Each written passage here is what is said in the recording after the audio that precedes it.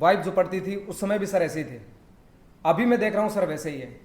आने वाली तीसरी पीढ़ी में मैं ऐसा ही रहूँगा सर शेखावटी स्कूल। क्या बात है, मैंने एक दूसरी बात सही जी है सर। कि इनकी जो मम्मी है इसी स्कूल की विद्यार्थी रही है। इसका बहुत बड़ा कारण यह है कि मेरी जो कोशिकाएं हैं इनमें इन बच्चों का पावर है उनका और प्रेम। वो रीजनरेट होती रहती है, कोशिकाएं डेड होती ही नहीं है। तो जब कोशिकाएं डेड ही नहीं होगी, ये साइंस का है कि सेल जब रीजनरेट होती है तो वो आदमी जवान ही नजर आएगा, ऊर्जावान नजर आएगा। हाँ रही, लेकिन ठीक है, पॉजिटिव वे में देखूँ तो आगे बढ़ने के लिए एक अच्छा कॉन्फिडेंस आया है। और वो जो है जो 99.83 वो भी मेरी बेस्ट फ्रेंड रही है, और तो हमारे बीच में था एक पॉजिटिव कंपटीशन, तो बराबर है। मुझे उतना फील नहीं हुआ कि हाँ कॉन्फिडेंट रहूँगी तो आगे और बेटर करूँगी। 1 बजे की जो ऊर्जा है और जो एनर्जी है वो वैसे ही बनी हुई है जो उस समय की एनर्जी थी। और मैं अक्सर आपसे कहता हूं, हमेशा व्यक्ति को ऊर्जा से भरे हुए रहना चाहिए, एनर्जी से भरा हुआ रहना चाहिए, क्योंकि जिस तार में करंट नहीं होता लोग उस पर कपड़े सुखा देते हैं। दोस्तों नमस्कार।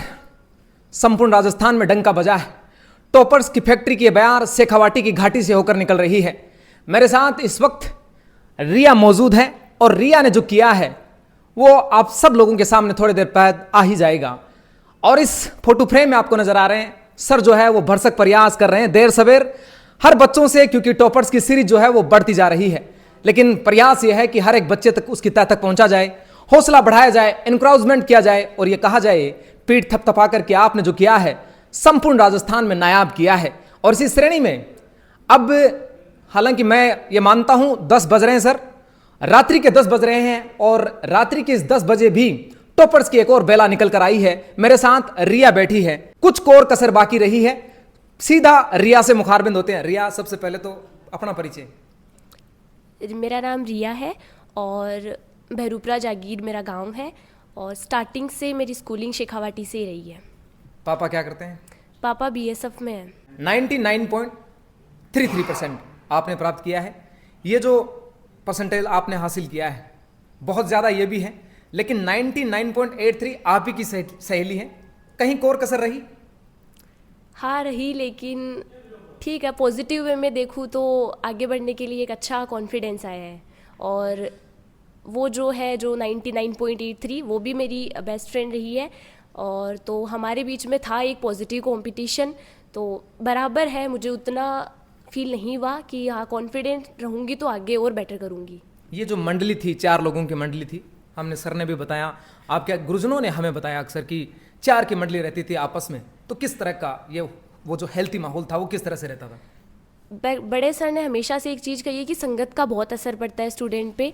तो हमारे जो 4 थे, हम चारों का स्कोर बराबर ही रहता था, तो बैठते थे तो बात भी पढ़ाई की होती थी। अपने आप एक पॉजिटिव इन्वायरमेंट बन जाता था, चाहे क्लास में हो चाहे अकेले लंच में बैठ के कोई बात करना हो, कभी नेगेटिव बात की ही नहीं।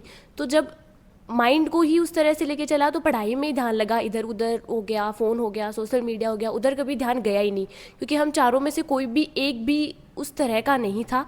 तो पॉजिटिव इन्वायरमेंट की वजह से बहुत इफ़ेक्ट पड़ा मेरी स्टडी पर तो स्पेशली।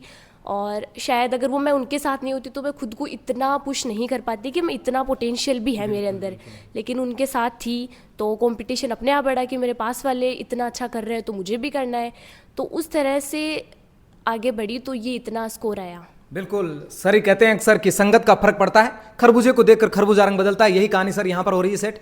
किस तरह का टाइम टेबल रहता था, कितने घंटे पढ़ाई होती थी, अध्ययन किस तरह से? मैं लेट नाइट ज़्यादा स्टडी करती थी। यहाँ से स्कूल से फ्री होते तो सर का हमेशा से एक ही लाइन रही थी कि जितना स्कूल में पढ़ाया जाए वो घर पे जाके रिवाइज कर लेना, तो स्टार्टिंग से वो कंटिन्यू रखा। तो एंड में आते आते कभी प्रॉब्लम नहीं है कि खुद को ज़्यादा प्रेशराइज करूँ। बाकी लेट नाइट 12-1 वो तो फिर नॉर्मल करना पड़ता था, और प्रॉपर नींद भी लेती थी ताकि पूरे दिन भी हो सके। और फिर प्री बोर्ड वगैरह आए तो लाइब्रेरी में सेल्फ स्टडी का टाइम मिलता था, तो स्कूल की तरफ से घर की तरफ से दोनों तरफ से पूरा सपोर्ट था। और सबसे मेन जो था वो था एक पीसफुल एनवायरनमेंट, तो मेरे लिए पॉजिटिव और पीसफुल एनवायरनमेंट बहुत अच्छा था। साल भर की जो तैयारी रहती है, इस साल भर के दौरान ऐसा कोई वक्त आया जो चुनौतीपूर्ण था, बेहद ज़्यादा चुनौतीपूर्ण? 1-2 बार तो मोमेंट आता ही है कि हाँ हर स्टूडेंट को डीमोटिवेट तो फील होता ही है कि कर रहे हैं लेकिन फिर भी उतना रिजल्ट नहीं आ रहा, तो मेरे साथ भी आया था।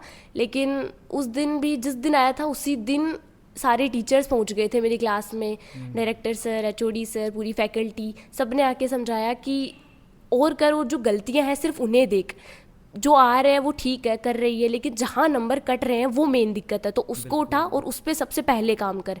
तो वही गलतियां उठाई, उस पर सबसे पहले काम किया, तो वो गलती अपने आप सही हो गई। निश्चित रूप से परिणाम तो अंत का दौर है, उस समय देखा जाएगा, लेकिन अभी जो नंबर कट रहे हैं उन पर आपको फोकस करना है। बहुत अब आने वाले समय में राजस्थान के और बच्चे जो 10th क्लास में आएंगे, जो 12th क्लास में आएंगे, कोई संदेश रिया की तरफ से उनको? हाँ, हार्ड वर्क, बस ये एक ही वर्ड है, ये एक वर्ड सबको आगे ले जाएगा। Hard work is the only की टू सक्सेस। हार्ड वर्क, कठिन परिश्रम सर, मेहनत नतीजा है मुकद्दर का, वरना हाथों की लकीरों में तो रखा ही क्या है। रिया के पिताजी जो भारतीय बॉर्डर सिक्योरिटी फोर्स बीएसएफ में तैनात हैं, सर क्या कुछ कहना चाह रहे हैं? आज सिर पर ताज पहनकर आप बेटी के साथ बैठे हैं। सर हमें बहुत खुशी है कि इस बच्ची की वजह से या बेटी की वजह से आज हम यहाँ बैठे हुए हैं, सर के सामने बैठे हुए हैं, आपसे मिल रहे हैं, और आपके चैनल के माध्यम से इतने व्यूअर्स या लाखों व्यूअर्स से हम रूबरू हो रहे हैं, तो ये बेटी की वजह से है सर। और हम सर बड़े सर और इस शिक्षण संस्थान, इस फैकल्टी के ऋणी हैं सर हम, कि हमारे को इतना गर्व महसूस कराया। तो हम बहुत बहुत धन्यवाद देते हैं, सर को देते हैं, और इस शिक्षण संस्थान, इस फैकल्टी, पूरे स्टाफ को, जिसकी वजह से सर आज हम यहाँ अच्छा फील कर रहे हैं।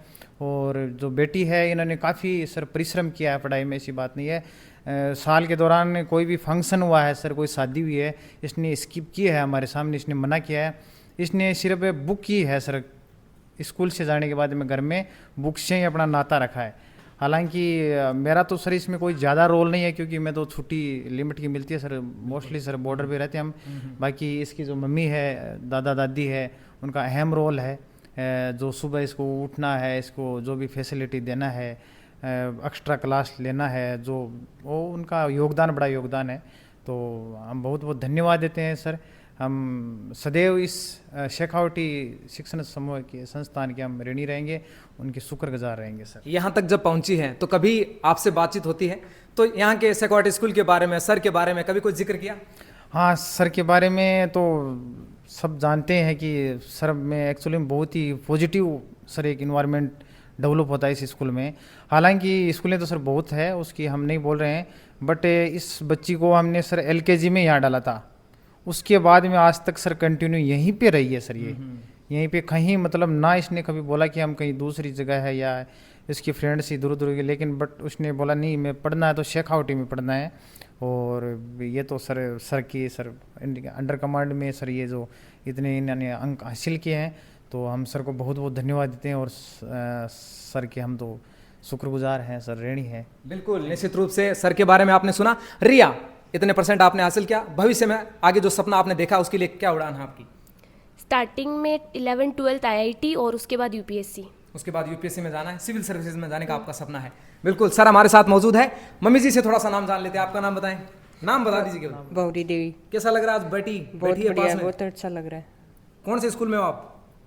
शेखावटी स्कूल। क्या बात है, मैंने एक दूसरी बात सर जी ये है सर। कि इनकी जो मम्मी है इसी स्कूल की विद्यार्थी रही है। अरे सर क्या बात है। उसी समय सर बस इतनी पॉजिटिव है, इतनी एनर्जी थी सर में, आज भी सर में वही एनर्जी है सर। मतलब कोई बदलाव नहीं है? कोई बदलाव नहीं वक्त सर। बदल रहा है लेकिन सर नहीं बदल रहे। हाँ सर, हम भी यही चाहते हैं, जस के तस बने रहे, तो ये उम्र है जो लगती रहे। तो कहीं ये तो नहीं थी भाई सर साथ में बैठे इसलिए शर्मा रहे हो आप? ना यहाँ तो गन्ना आपने ना, कोई तो बात आपने खुद बोलते हो काहे क्या को लाग रहे हो आज? बहुत बढ़िया लग रही है, नहा लूंगा। बिल्कुल, देखो आप, बहुत बड़ी बात है कि रिया की जी माता जी है, वे भी शेखावाटी का जगह विद्यार्थी रह रहा है। सर हमारे साथ मौजूद है। सर, बिटिया का जो सपना है वो सिविल सर्विसेज का है, निश्चित रूप से आप पूरा करेंगे, उसमें कोई दो राय नहीं है, लेकिन जो टॉपर्स की जो श्रेणी निकल कर आई है इस बार, वो गदगद करने वाली है। निश्चित रूप से सबसे पहले तो बेटी रिया को बहुत बहुत बधाई, उनके परिवार को बधाई, और 2-2 पीढ़ियां साथ पढ़ना किसी गुरु के लिए इससे बड़ा क्या होगा? इससे बड़ा कुछ नहीं हो सकता। माँ और बेटी दोनों पढ़े और दोनों एक साथ बैठे हैं पापा के साथ में, बहुत बहुत खुशी का अवसर है। रिया के अल्फाज ही बता रहे हैं, अभी आपने सुने हैं, ये 100% यूपीएससी क्रैक करेगी, ये मैं आज कह रहा हूँ। मैं कई बार जो बोलता हूँ वो होता है, वो होता श्योर है। हाँ, ये कोई संतों का आशीर्वाद है, इसका कॉन्फिडेंस झलक रहा है। और मैं ये अभी कह रहा था, मैं आपको प्रियांशी के सामने भी कह रहा था कि इसका भी 11 लाख बच्चों में चौथा स्थान है।